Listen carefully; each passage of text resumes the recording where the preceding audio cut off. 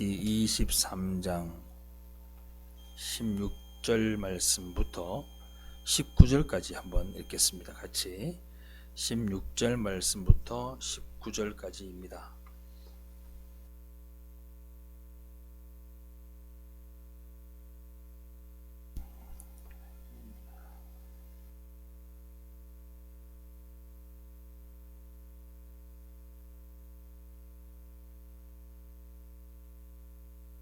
백주절을 지키라. 이는 네가 수고하여 밭에 뿌린 것에 첫 열매를 거둠이니라.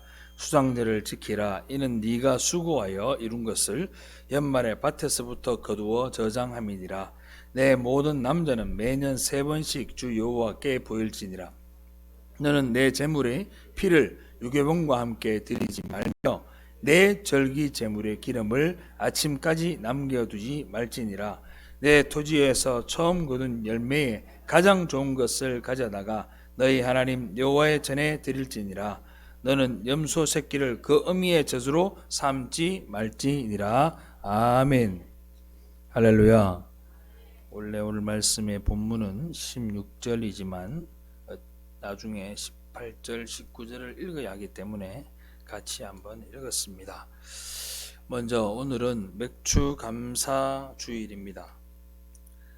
단어적 의미로 보나 대부분의 사람들이 맥추감사주일 그러면 왠지 보리와 밀을 생각하게 되고, 그리고 보리와 밀을 거두는 농부들에게 해당되는 절기처럼 느껴지는 게 사실입니다. 저는 늘 어릴 때부터 그런 생각이 있었습니다. 추수감사주일 한 번이면 되지 왜 맥추감사주일을 또 만들어 가지고 내 용돈을 떼서 헌금을 해야 되느냐, 이런 생각을 어릴 때 많이 하였습니다. 그런데 단어적 의미보다는 이 맥추절이 우리에게 주는 의미는 하나님의 우리를 향하신 은혜에 대한 감사의 절기라고 여러분들이 생각하시는 것이 좋습니다. 하나님이 뭐가 부족해서 여러분들의 먹을 것들을 달라 하시겠으며, 우리의 무엇을 질투하셔서 우리에게 무언가를 예물을 달라 하시겠습니까? 하나님이 여러분들에게 맥추절을 지키라 하심은 하나님께서 주실 복에 대한 감사를 우리에게 예견해 주시고, 우리가 감사할 조건들을 주님이 만들어 주실 것을 우리에게 주시는 은혜라는 것을 여러분들이 기억할 수 있기를 바랍니다. 맥추절이 언제 만들어졌느냐? 이스라엘 백성들이 광야의 한복판에서 마른 모래바람과 마른 건초더미가 굴러다니는 그 광야 속에 지내는 동안 하나님이 이스라엘 백성들에게 말씀하시기를, 너희들이 만약에가 너희들이 들어갈 땅, 젖과 꿀이 흐르는 그 땅에 들어가고 나면 너희들이 농사를 지어 곡식을 거둘 텐데 그 곡식을 거두어서 하나님께 드리며 감사하라고 명령하신 날이 바로 맥추감사절입니다. 즉 있지도 않은 일들에 대해서 하나님이 미리 이 말씀을 하시고 계시다라는 겁니다. 근데 한번 생각해 보세요. 이스라엘 백성들이 지금 어디에 있다고 제가 말씀을 드렸습니까? 이스라엘 백성들은 지금 광야에 있습니다. 그들의 먹을 것은 겨우겨우 만나밖에 없었습니다. 사람들의 눈에는 겨우 만나였습니다. 우와 만나가 아니고 겨우 만나였습니다. 그러던 때에 물도 풍족하지 않고 음식도 풍족하지 않습니다. 겨우 살아갈 만큼의 양식들만 주어지는 그때에 주님이 말씀하시기를, 젖과 꿀이 흐르는 땅이 너희들에게 있을 것인데 거기에서 경작하여 얻은 좋은 것들 중에 가장 귀한 것들을 하나님께 바치라고 우리에게 말씀하고 있는 겁니다. 상황적으로 보면 하나님이 이스라엘 백성들에게 약올리는 것 같습니다. 어느 것도 농사지어 먹을 땅이 지금 보이지 않습니다. 그게 1년 뒤일지 한 달 뒤일지 일주일 뒤일지도 모르는데 내 앞에 남아있는 건 하얀 가루 같은 가시 모양의 그런 만나 가루밖에 없는 상황 가운데 주님이 말씀하시기를, 네가 있잖아 농사를 지을 거야, 이렇게 얘기하셔요. 소리는 같지 않으세요?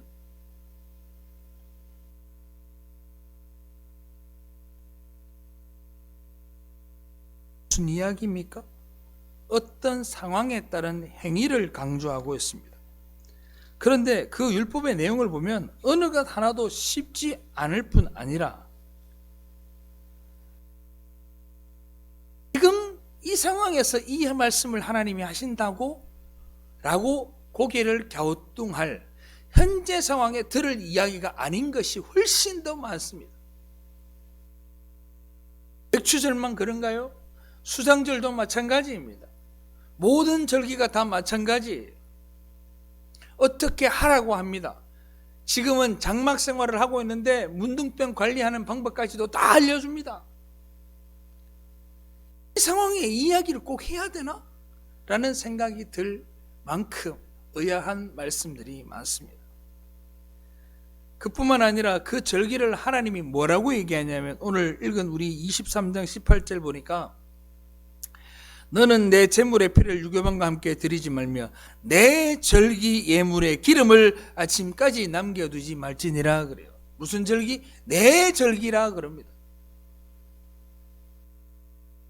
하나님께서 직접 자신의 절기라고 말씀하시므로 그 절기에 대한 권위와 엄중함까지 더한 거예요. 그러니 듣는 사람들의 입장으로서는 이 하나님이 도대체 우리한테 뭘 요구하시는 거냐는 거지. 이해가 돼요.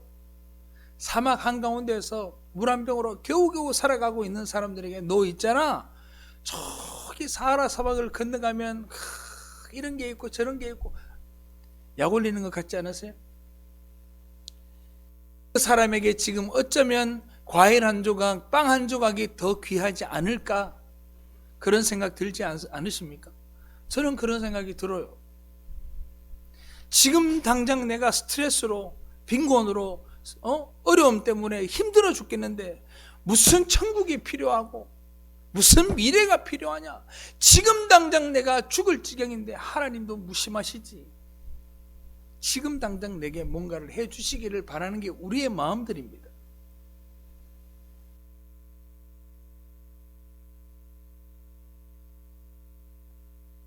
밖에 뒹굴지 않습니다. 그런데 이런 말을 듣고 야, 하나님이 지금 우리가 강야에 있지만 이 아름다운 땅, 농사를 짓고 젖과 꿀이 흐르는 땅을 우리에게 주시겠구나 하고 감동의 눈물을 흘리는 성도가 있었을까요? 있었을까요? 없습니다. 그런데 그 믿음을 주님이 우리에게 요구하시는 거예요. 할렐루야. 우리 인생 한번 볼까요? 여러분들 어떠세요? 하나님이 지금 여러분들에게 뭘 해주시길 바라십니까? 하나님이 지금 여러분들에게 뭘 해주길 바라세요? 우리는 다 우리가 바라는 것들이 있습니다. 우리가 소원하는 것들이 있습니다. 지금 내와 어려워하는 것들이 있습니다. 근심하는 게 있습니다. 그것들을 하나님이 해결해 주시기를 바랄 거예요. 그런데 하나님이 그래요. 얘들아, 너네들이 이 땅에 살아가는 거 힘들지. 그런데 너네들이 이 세상을 이기고 나면 내가 너희들에게 놀라운 복으로 하나님의 백성으로 하나님 나라에 너희들이 살게 해줄 거야. 그러는 거예요.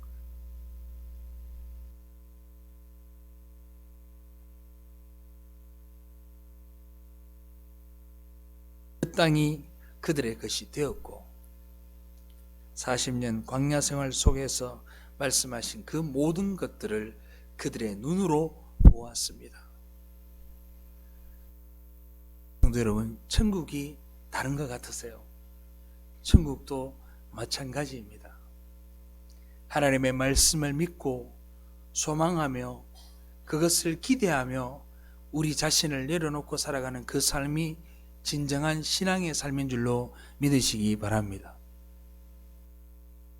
또 다른 의미로서의 맥추절은 오순절의 의미로 받아들일 수 있습니다. 오순절이 언제입니까? 77절 다음 날, 즉 6월절이 있고 난 다음에 77일, 곧 7일이 7번 지나간 거죠. 7주가 지나간 거죠. 77절 다음에 있는 그 날을 오순절이라고 하는데 그날 무슨 일이 있었습니까? 마가의 다락방에 120 문도가 모여서 함께 기도할 때 성령이 임재하고 그들이 각 나라의 방언으로 말을 하는 역사가 나타나고 그들의 각 사람의 머리에 성령의 불이 임하였다고 하는 것이 바로 오순절 다락방의 역사입니다. 오순절 그날 주님은 성령으로 믿는 자들에게 구원의 추수를 이루게 하셨습니다. 영적인 영혼들의 추수를 이루게 하셨고 그들이 하나님의 백성이 되는 놀라운 역사가 나타나게 된 겁니다. 이 역시 주님께서 뭐라고 말씀하셨습니까? 그들이 바라볼 때에는 지난주에도 제가 말씀을 드렸습니다. 가룟 유다가 왜 예수를 쫓았는지 그는 열심당원이었다 그랬습니다. 자기들의 방식과 자기들의 힘으로 독립을 하기를 원했지만 예수는 단 한 번도 그들이 원하는 방식으로 일하지 않았고 로마를 진멸하고 로마를 파괴시킬 어떤 행위도 그들에게 보이지 않았습니다.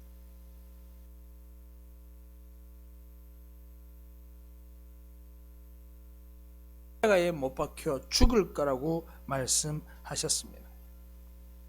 그러시면서 주님이 이렇게 이야기하시죠. 얘들아, 내가 가고 나면 보혜사가 이 땅에 와서 너희를 돕고 성령이 너에게 임하고 땅끝까지 복음을 전파하는 너희들이 되어라 라고 이야기를 합니다. 그 말씀을 그 누구도 믿지 않았습니다. 믿었다면 그들이 예수 그리스도가 십자가 못 박히고 난 다음에 그들이 모여 기도하고 있었어야 됩니다. 그런데 주님이 못 박히시고 난 다음에 무덤에 묻히신 후에 그들이 무엇을 했습니까?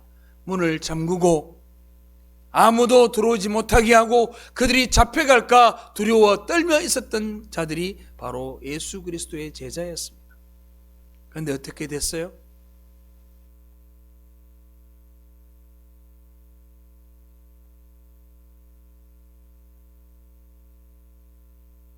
영적인 생명들을 추수하는 놀라운 역사가 나타난 것이 바로 오순절 그날이 된 것입니다.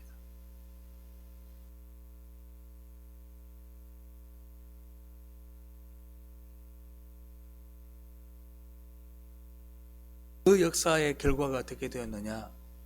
베드로가 나가서 말씀을 전가할 때 3,000명씩 5,000명씩 전도되었다라고 이야기를 합니다. 두 가지의 사건들을 통해서 감사의 이유를 알게 됩니다. 이 두 가지의 이유를 우리는 잊어버려서도 안 됩니다. 주님의 말씀은 변개함이 없으시고 반드시 이루시며 말씀하신 모든 것을 순종할 수 있는, 우리가 순종할 수 있는 환경까지 허락하신다는 사실을 여러분들과 제가 기억하기를 주님의 이름으로 축원합니다. 우리가 감사합니다라는 단어는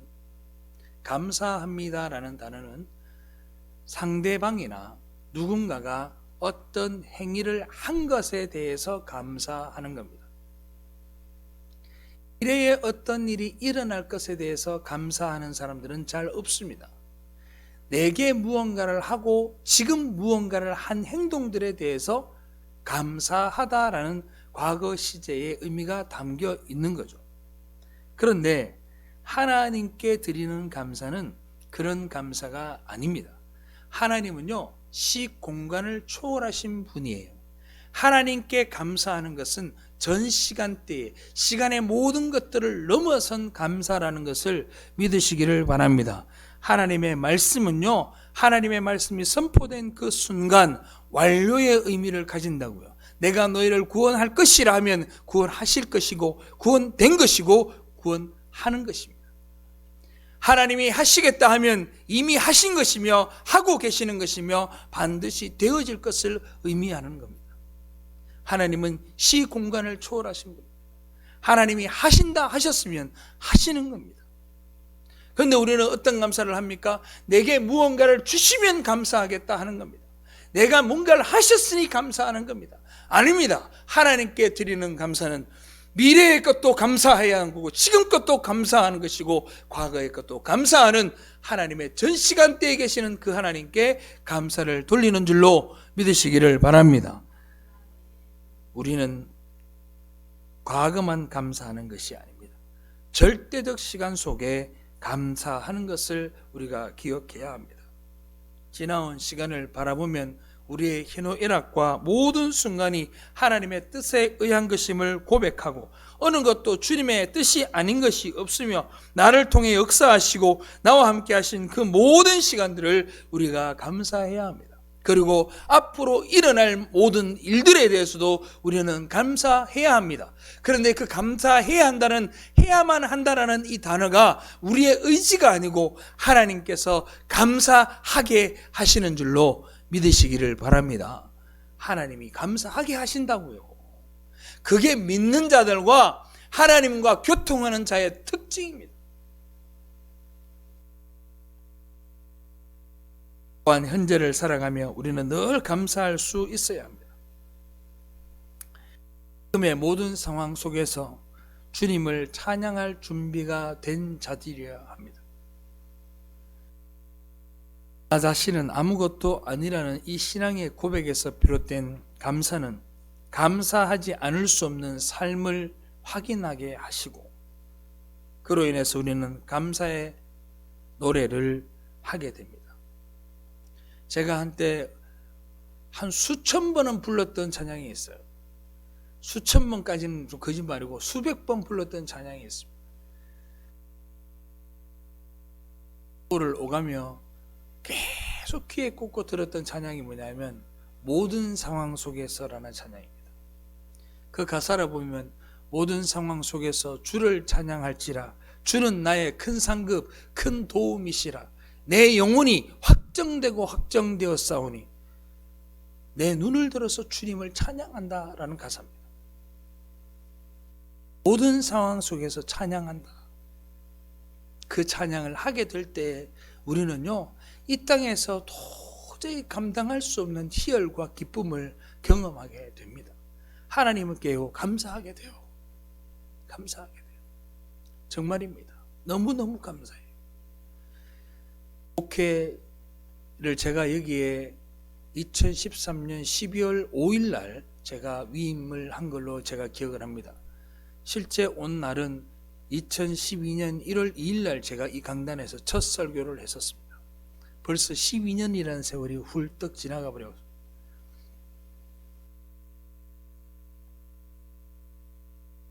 과거만 감사했어요. 근데 지금은요 그렇지 않아요. 내가 병들어 죽을지언정 주님께 감사하고 내가 모든 것을 잃을지언정 주님께 감사할 준비가 되어져 있습니다. 무엇을 감사하지 못하겠습니까?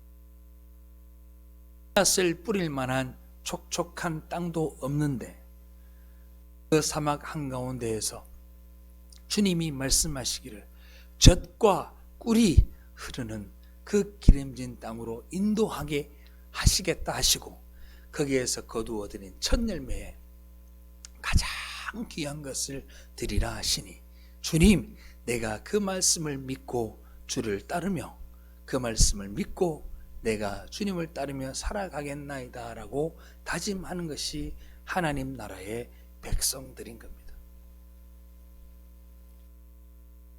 세상 속에서 이리 치고 저리 치고 영적 사막 속에서 지금 여러분들이 살아가고 있습니다. 여러분 세상에 나가서 주위를 한번 둘러보세요. 여러분들의 신앙에 정말 교회 잘 다니시는 것 같아요. 저도 그 교회를 다니고 싶어요 라고 말하는 사람을 주위에서 한 명이라도 찾아오십시오. 그러면 여러분들이 제대로 살고 있는 겁니다. 지금 한번 나가보세요.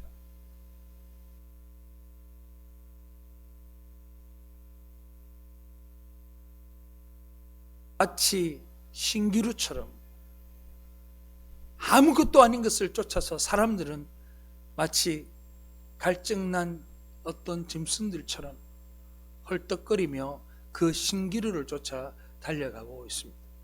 그게 마치 진리인 것 마냥 이야기합니다. 그게 마치 모든 것을 다 해결해 줄 것처럼 이야기를 합니다. 언제 깨닫습니까? 신기루가 피어오르는 그곳에 가야만 그것을 알 수 있습니다.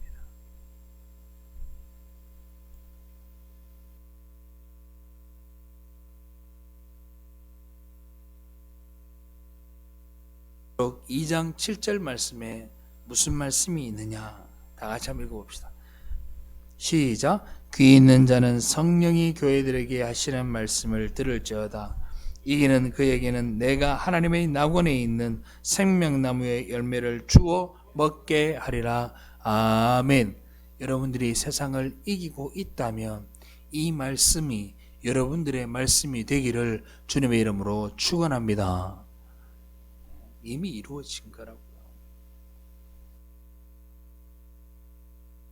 살아가는 자들에게 하나님의 낙원이 있고 천국을 허락하시고 아담도 먹지 못하게 막아놓았던 화양검으로 두루두루 둘러서 막아놓았던 그 생명나무의 실과를 여러분들과 제가 먹을 수 있게 하시겠다는 것이 주님이 우리에게 주시는 말씀입니다. 이 말씀이 여러분들의 것이 되기를 주님의 이름으로 축원합니다. 우리는 지금 그 시간을 감사해야 됩니다. 우리는 지금 그 생명나무 열매를 따 먹을 것을 감사해야 된다 이 말입니다. 그러기 위해서는 우리는 모두 이기는 성도가 되어야 합니다. 이겨라 이겨라 그러면 참 쉽지 않아요. 저도 이기는데 참 익숙하지 못한 사람입니다. 제가 가만히 생각을 해보니까 1등을 해본 적이 없어요. 1등을 해본 적이 별로 없어요. 달리기를 해도 맨날 2등. 무슨 대회 나왔고도 대상 같은 걸 타본 적이 없는 것 같아요. 맨날 금상, 장려상 이런 거 타고. 학교에서 공부를 해왔고도 1등은 많이 한 적이 없는 것 같아요. 한두 번? 1등을 해본 적이 없어요. 이긴다라는 게 결코 쉽지 않습니다. 세상에 여기서 말하는 이긴다라는 단어는 세상에서 1등 하라는 얘기가 아닙니다. 세상에서 독보적인 사람이 되라는 게 아닙니다. 세상에서 이기라는 말은 세상에 유혹되지 말고 주의 말씀을 붙들고 진리를 쫓아가는 그런 사람이 되라고 주님이 우리에게 말씀하시는 겁니다. 그러면 성도들이 이렇게 이야기합니다. 목사님, 그건 쉽습니까? 그것도 어렵습니다. 세상 가운데에서 말씀을 붙들고 살아가는 게 쉬우냐? 어렵습니다. 쉽지 않습니다. 그런데 걱정하지 마십시오. 여러분들이 여러분들을 내려놓고 주님을 만나게 되면 이기게 하시는 분도 하나님이신 줄로 믿으시기를 바랍니다. 내가 이기는 게 아닙니다. 하나님이 도우셔서 이기게 하시는 겁니다. 그리고 그 이기게 하시고는 주님이 이렇게 말씀하셔요. 내 사랑하는 딸, 내 사랑하는 아들아 라고 불러주시는 겁니다. 저는 여러분들에게 성도 여러분 감사하십시오. 감사하며 사세요 라고 말하고 싶지 않습니다. 뭐라고 말씀드리고 싶으냐? 하나님 잘 믿으십시오. 예수님 잘 믿으십시오. 그 말씀을 믿어지시면 하나님이 믿게 하시면 감사는 수반되는 행위입니다. 주님이 나를 구원하셨는데, 주님이 나를 지옥 가운데서 건져내셨는데, 주님이 십자가의 보혈로 나를 구원하여 주셨는데 여러분들이 감사하지 않는다고요? 그러면 여러분들은 하나님의 백성이 아닙니다.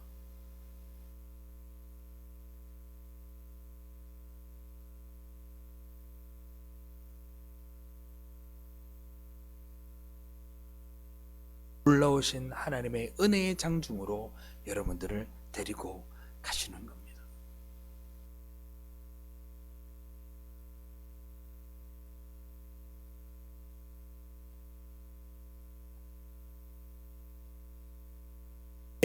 절기에 볼까요? 23장 한번 볼까요? 23장 18절 너는 내 제물의 피를 유괴범과 함께 드리지 말며 내 절기 제물의 기름을 아침까지 남겨두지 말지니라 그래요.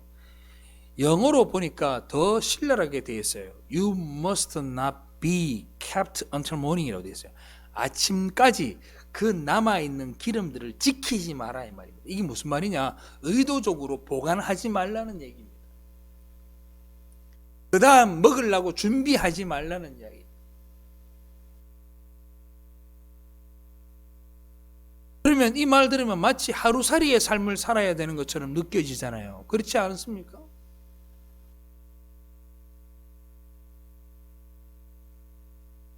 울타리를 벗어나자. 하나님 합리의 울타리를 벗어나야 돼.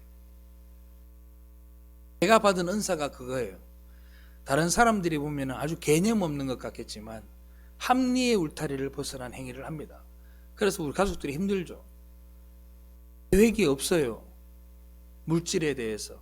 이걸 이렇게 해서 이렇게 해서 이렇게 해서 그렇게 하지 말라는 겁니다. 주님이. 무슨 말이냐? 이렇게 쓰고 나면 얼마가 남고 이렇게 쓰고 나면 어디에 쓰고 이거는 어디에 쓰고 저거는 저기에 쓰고 모든 것이 은혜인 자는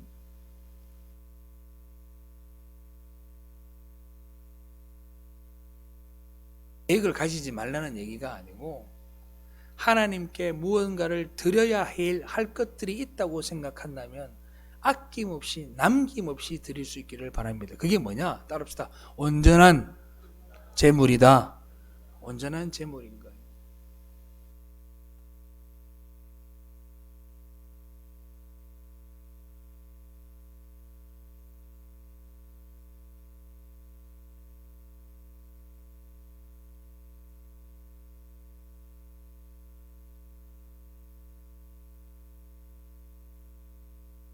이렇게 현금을 100원을 냈었어요. 그러다가 학년이 되니까 어머님이 주일학교 헌금을 200원을 하라고 200원을 주시는 겁니다. 그래서 그 200원 헌금을 들고는 제가 어떻게 했느냐? 200원 헌금을 들고 가다가 야 갑자기 몇 프로입니까? 100% 인상이 된 거 아닙니까? 하나님 앞에 드리려니까 아까운 겁니다. 교회 헌금은 해야 되고 옛날에는 헌금을 하면 교사 선생님들이 출석부에다가 출석 체크를 하고 100원이라고 썼어요. 그죠? 근데 우리 교회와 내가 다니는 교회와 우리 어머님이 다니는 교회가 달랐습니다. 왜냐하면 어머님은 아버님이 전도사님이니까 시내 교회를 가고 저는 동네 교회를 갔으니까 알턱이 없죠. 얼마나 합리적인 생각을 하는 겁니까? 그래서 헌금을 얼마만 합니까? 100원을 합니다. 계획을 세웁니다. 100원을 헌금을 하고 100원은 집에 갈 때 과자를 사 먹습니다. 그러다가 어느 날 들켜가지고 아주 혼난 적이 있습니다. 하나님께 드림이 마찬가지예요. 하나님께 드리기로 작정하고 하나님께 드리기로 구별된 것은 구별된 대로 드릴 수 있기를 주님의 이름으로 축원합니다. 무슨 말인지 이해되시죠? 내 삶의 모든 돈들을 그렇게 쓰라는 얘기가 아니라 그렇게 쓰면 더 좋겠지만 그렇게 쓰라는 얘기가 아니라 하나님께 드리기로 작정한 것들은 여러분들 계획하지 마십시오.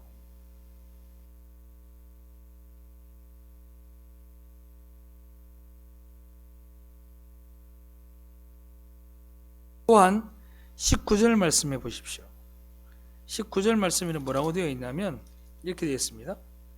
내 토지에서 처음 거둔 열매에 가장 좋은 것을 가져다가 그래요. 너희 하나님 여호와의 전에 드릴지니라. 뭐 어떤 걸 드리라고요? 가장 귀한 것을 드리라고 합니다. 가장 귀한 것의 의미가 뭐냐면 따라합시다. 전심과 진심이다. 가장 좋은 것의 의미는 전심과 진심입니다. 하나님께 드리는 것이라면 그 마음에 온전히 드리는 마음이 있어야 합니다. 인색하지 않아야 합니다. 억지하지 않아야 됩니다. 모든 것이 하나님으로부터 부여된 것인 줄로 알고 전심으로 드려야 합니다. 제가 여러분들에게 가끔씩 그런 말씀을 드린 적이 있습니다. 하나님께 예물을 드리다가 혹시나 아까우시면 그 돈을 들고 돌아가서 집에 가정에 있는 자녀들과 맛있는 식사를 하라고 말씀드린 적이 있을 겁니다. 아마. 왜 그렇게 하느냐? 여러분들, 그 아깝다라는 말은 하나님을 하나님으로 인정하지 않는다라는 말입니다. 하나님을 하나님께 제물을 드리는 데 있어서 그 아까움을 가지고 하나님 앞에 제물을 드린다? 말이 되지 않는 겁니다.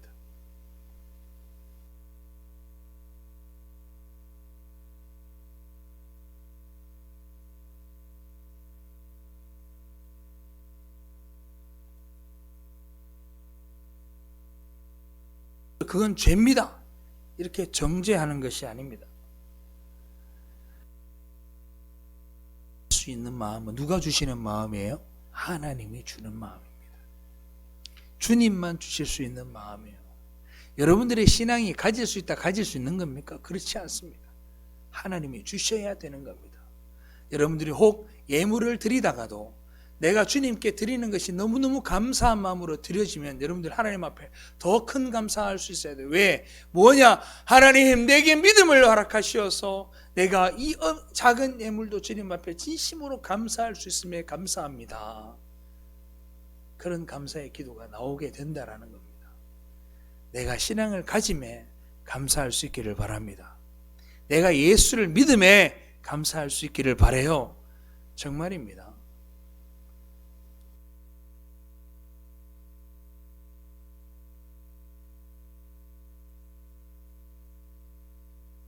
발로 감사하시기 바랍니다. 발로. 발이 뭐냐? 움직임이잖아요. 우리가 하나님 앞에 감사할 때 구약시대 이스라엘 백성처럼 맥추절인 오순절이 되면 자신이 하던 일을 멈추고 자원하여 제물을 가지고 성전에 있는 예루살렘으로 모였습니다. 자발적으로 모이는 거예요. 그냥 감사하는 게 아니라 모이는 거예요. 움직이는 거예요. 자발적으로 찾아가야 되는 거예요. 좀 있으면 파리 올림픽이 개최됩니다. 올림픽 하면 여러분들 응원하잖아요. 축구하면 응원하잖아요. 그때 어떻게 합니까? 여러분들 맨날 며칠 몇 분부터 몇 시까지 여러분들 응원하십시오 하고 문자가 옵니까? 메일이 오나요? 카톡이 오나요? 그렇지 않잖아요. 여러분들이 자발적으로 대한민국이라는 조건 하나 때문에, 대한민국 대표팀이라는 조건 하나 때문에 우리는 그들을 힘껏 응원합니다. 우리는 예수 믿는 자들이라는 그 조건 하나 때문에 하나님 앞에 자발적으로 감사하는 여러분들 되시기를 바랍니다. 다른 이유가 없어요. 주님이 나를 구원하여 주신 그 하나님의 백성이라는 이유 때문에 우리는 자발적으로 하나님 앞에 감사해야 되는 겁니다. 교회로 나오세요. 봉사하세요. 헌신하세요. 섬기세요. 그게 발로 감사하는 방법입니다. 두 번째는 입으로 감사해야 돼요. 입으로 감사하는 게 뭐냐? 입으로의 감사는 찬양입니다.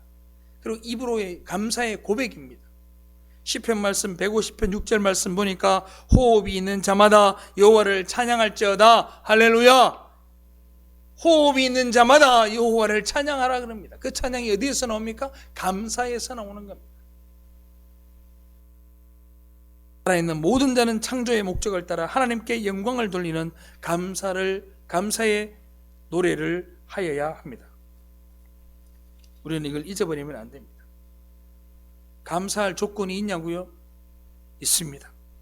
과거와 현재와 미래에 있을 하나님의 그 은혜의 열매들에 대해서 우리가 감사하는 거예요.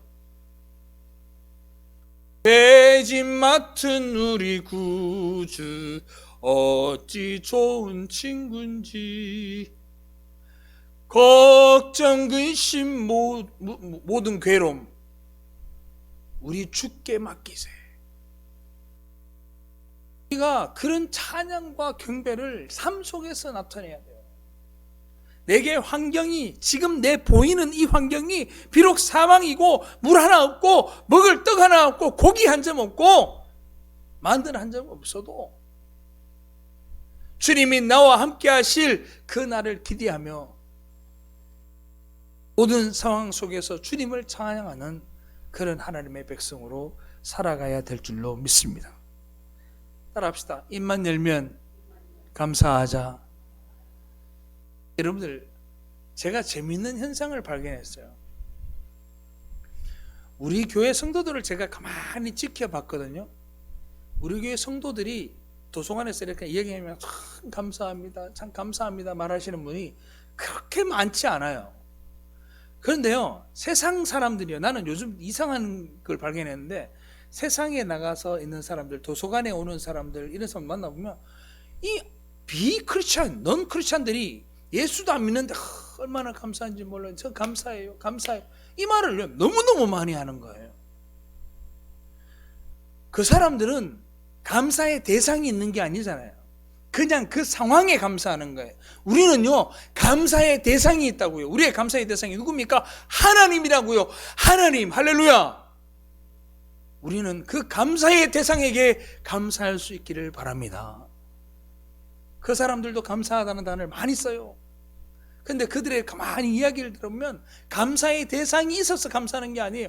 그냥 이 위기를 모면한 내 삶에 대한 모든 상황들에 대해서 그냥 감사하는 거예요. 근데 우리는 그렇지 않아요. 하나님, 내게 지금 병이 있어요. 하나님, 내가 지금 파산지경에 있어요. 하나님, 내가 너무 힘들어요. 죽을 것 같아요. 그런데요, 하나님, 감사해요. 왜요? 그 주님이 우리 아버지시니까, 그 주님이 나의 주인이시니까 우리가 감사할 수 있는 거잖아요.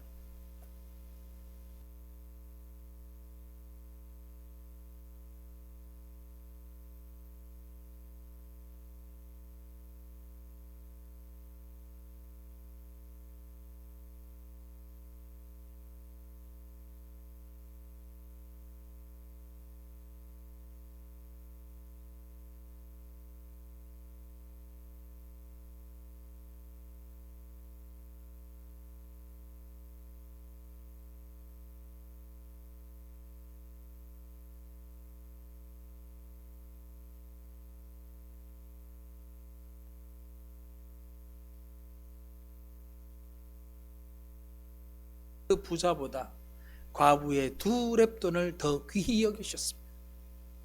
그게 무슨 말이냐? 전심을 주님은 아십니다. 주님은 중심을 아십니다. 주님은 여러분들의 진심을 아세요. 그 드림을 주님이 받으시는 겁니다.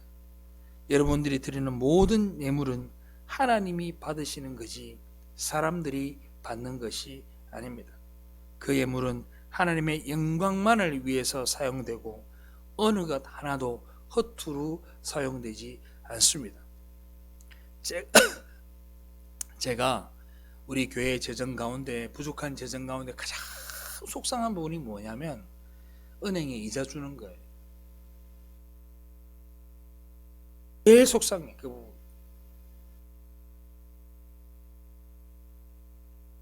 여러분들이 땀 흘려 수고하여 얻은 소득들을 하나님 앞에 예물로 드렸는데 그 가운데에서 많은 돈이 은행에 이자로 나갑니다. 그게 나는 너무 속상해요.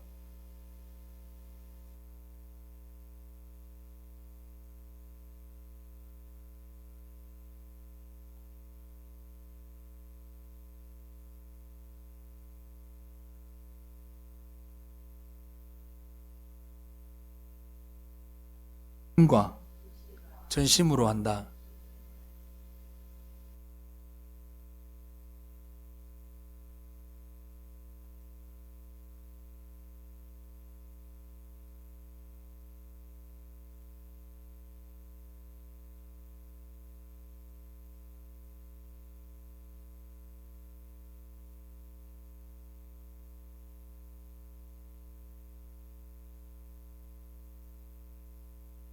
말 한마디 안 하고 아무런 것도 해주지 않는 사람, 그 사람 진심으로 사랑하는 걸까요? 그렇지 않습니다. 입으로 사랑한다는 말 하나 안 하고 진짜 막말로 얘기해서 양말 한 켤레 안 사주면서 사랑한다고 말만 막 하고 그렇게 한다고 사랑이 되나요? 사랑은요, 전심으로 하는 거예요. 입으로도 하고 발로도 하고 손으로도 하는 겁니다. 여러분들 주님 사랑하시는입니까? 주님을 사랑하시면 전심으로 할 수 있기를 주님의 이름으로 축복합니다. 내 사랑하는 이에게 아까운 것이 없습니다. 내 땀과 수고와 헌신과 물질과 그 무엇이 아깝겠습니까? 전심으로 사랑할 수 있기를 바랍니다. 근데 예수를 믿어야 전심으로 사랑할 수 있습니다. 여러분들 예수를 잘 믿어서 하나님을 전심으로 사랑하고 진심으로 사랑할 수 있기를 바랍니다.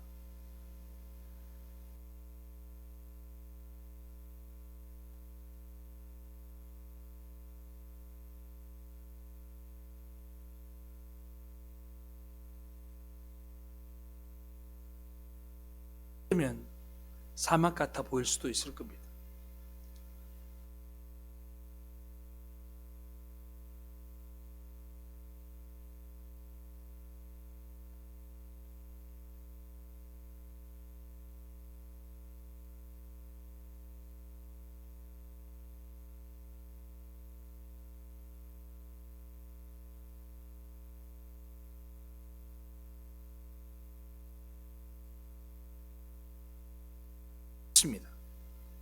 그 일에 여러분들이 감사할 수 있기를 바랍니다. 하나님이 반드시 그렇게 할 줄로 알고 감사하면 여러분들은 그것을 눈으로 보게 되는 영광을 누리게 될 겁니다. 앞으로 다가올 모든 시간들이 그러한 날들이 되길 바라요. 정말 하루하루 살아가는 그 모든 삶들이 그런 날들이 되기를 바랍니다. 그 모든 것은 하나님의 우리를 향하신 은혜로 인한 것이니 우리가 감사 또 감사하고 큰 영광으로 하나님께 찬양할 수 있게 되기를 주님의 이름으로 축원합니다. 기도하겠습니다.